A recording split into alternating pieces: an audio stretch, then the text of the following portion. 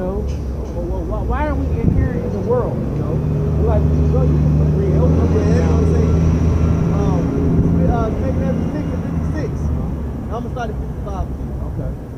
All this have I spoken before thee, O Lord, because thou madest the world for our sakes.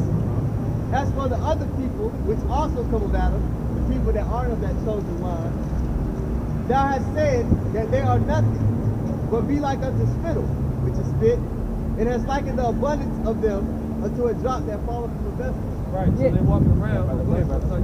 Yeah, but so he's like, well, these other people, you know, which is known as nothing, because the heathen, you know, why are they, they're like nothing to spit. So you had a bucket full of water and a drop fell out of that bucket, you're not going to be concerned with it. So the Lord is likening them, it's a parable, he's likening them to that drop that falls out of that bucket.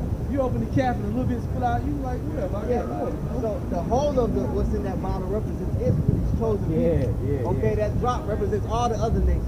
Right. Okay?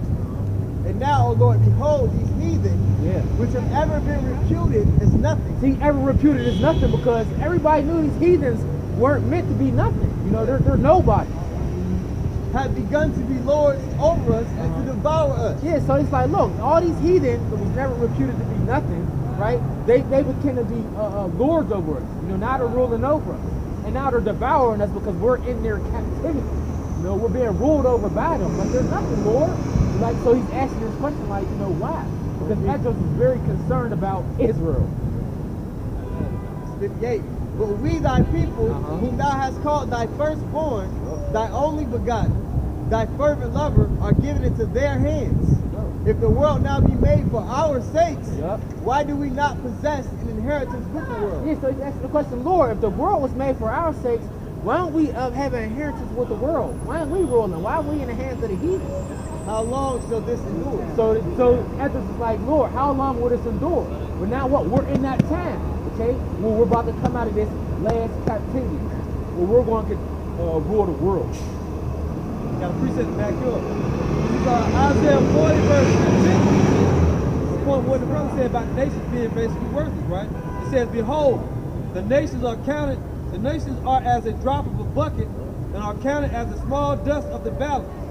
Behold, he taketh up the isles as a very little thing, and Lebanon is not sufficient to burn, nor the beasts thereof sufficient for a burnt offering. All nations before him are as nothing, and they are counted to him less than nothing and vanity. Backing up what the brothers were talking about. These nations ain't nothing, man. They're vanity, they're background. Cannon fodder, props. In the movies, you have field characters. Somebody be talking in the coffee shop, and you got a bunch of people walking around in the back. Yeah, they're extras. There you go, brother. Get the brother get the brother. They're extras. Thank you for that. Thank you for that. They're extras, man. Yeah. I appreciate it. Ecclesiastes 10, verse 7. And it reads, it says, I have seen servants upon horses and princes walking as servants upon the earth. So now he sees the reversal, okay? So he said He's seen servants, which are these heathen, upon the horses. You got the picture? Somebody got the picture? Which one? You got that sound. Okay. What happened to him? I don't know. So I'm going to read it over. It reads, I had another one. I'll bring another one down. It says, I have seen servants upon horses and princes walking as servants upon the earth. So what? Who are the princes? We're the princes. We're the Israelites. Yasha Allah, the sons of the power, the sons of the heavenly Father. So we are the princes of the power. So now we're seen as what? Servants. Okay. And now you got the servants. This is all you other nations. Now y'all upon the horses. And the picture I was looking for, you got Theodore Roosevelt on the horse. He has a Native American man on one side. Yep. You have a Negro on the other side. And it was a sculpture they sculpted. And it lined up perfectly with that scripture that was written way before that came to pass. So like we've been going into, this is this man's kingdom. All the nations have reigned 1 hour with the beast, right? As it says in Revelation. So now we segue into that how it's going to be destroyed. How are we going to get the kingdom back? Because the brother read it. The kingdom is translated from one people to another, but how's it going to happen? Isaiah 9:5. This is Isaiah 9:5. For every battle of the warrior is with confused noise. Right. and garments rolled in blood. Normally, when you have a war and fight, it's axes, swords, clanking, shields, right? But this is gonna be different. Go ahead, bro. But this shall be with burning and fuel of fire. Right, they're gonna be shooting that gamma ray, them nukes, you know? Gonna turn everything, gonna pollute the land and mess places up, you know? Nuclear winter's gonna come down, you know? The mushroom cloud we have here, World War III gonna break out. Read that one more time. Go ahead, say one more time. Isaiah 9 and 5. Yep. For every battle of the warrior is with confused noise, and garments rolled in blood. But this shall be with burning and fuel of fire. So that's prophecy, and it's so easy to line up with what's coming to pass. It's saying that everyone to this point has come to being fighting, men screaming from being in pain, people losing limbs. But it's saying this war is going to be different from every other war that preceded. It's saying this is going to be burning and fuel of fire. And that comes to pass when that third world war, man, the nuclear war. So if you read the Bible and you actually pay attention to what's going on, it lets you know what's going to happen before it happens. It's in the news right now.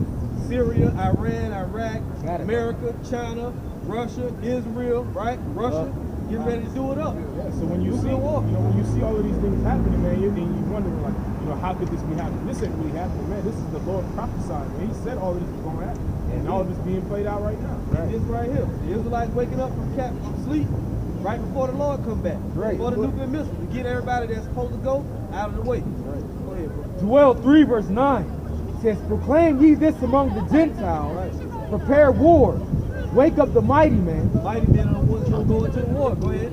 Let all the men of war draw near, let them come up. Beat your plowshares into swords, and your pruning hooks into spears. These represent what? The farming money and equipment. Take all that money and spend it on what? I'm gonna tell you. Go ahead, bro. Right.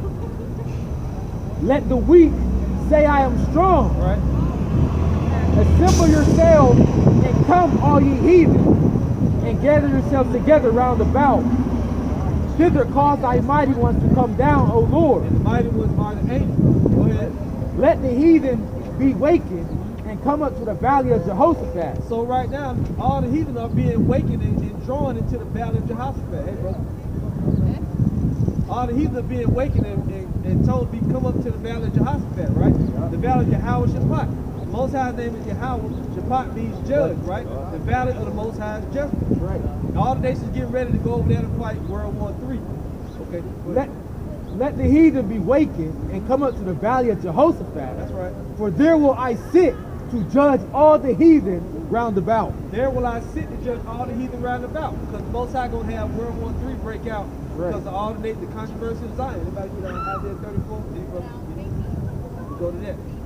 And now, so why that's going to come, why that's going to come, go ahead. Yeah. Oh, yeah, go ahead. Isaiah 34 and 1. Right.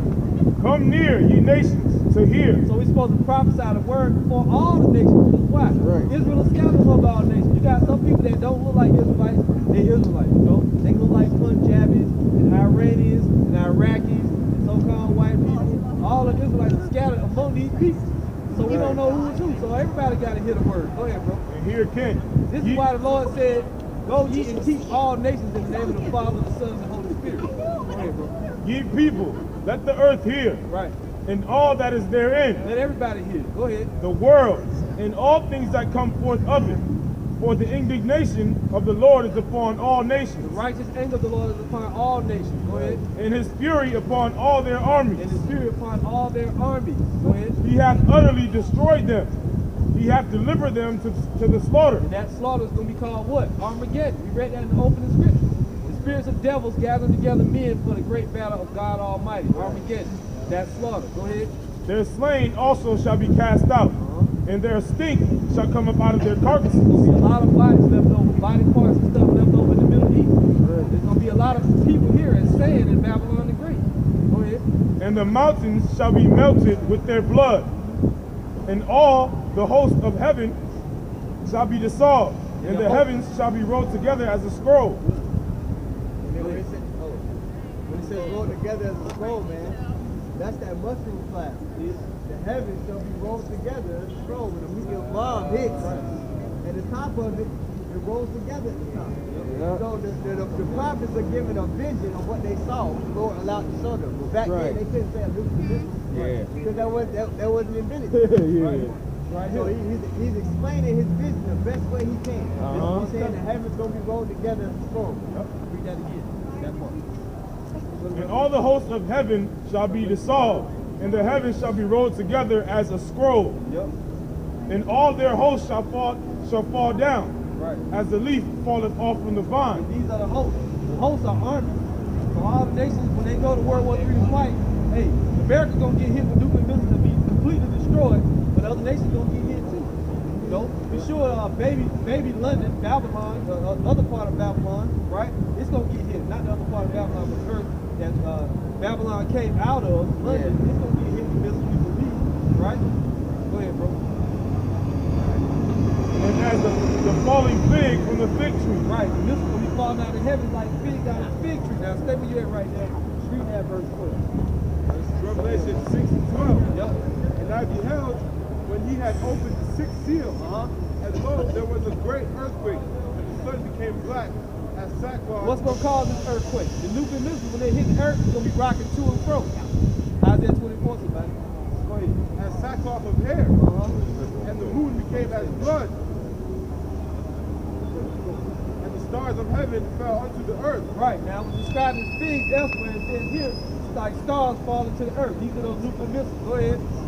Even as a fig tree casteth her untimely figs, For untimely figs, right? Go ahead.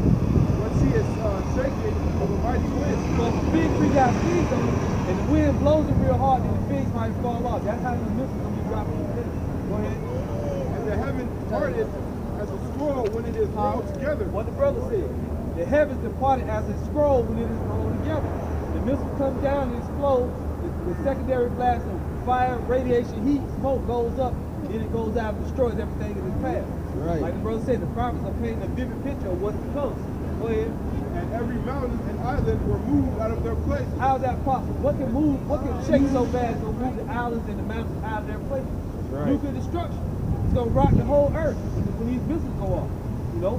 There's another scripture that says at the noise of their fall, the whole earth will move. Or the earth will move at the noise of their fall. Go ahead, bro. And the kings of the earth, and the great men, and the rich men, and the chief captains, and the mighty men, and every bondman, and every free man,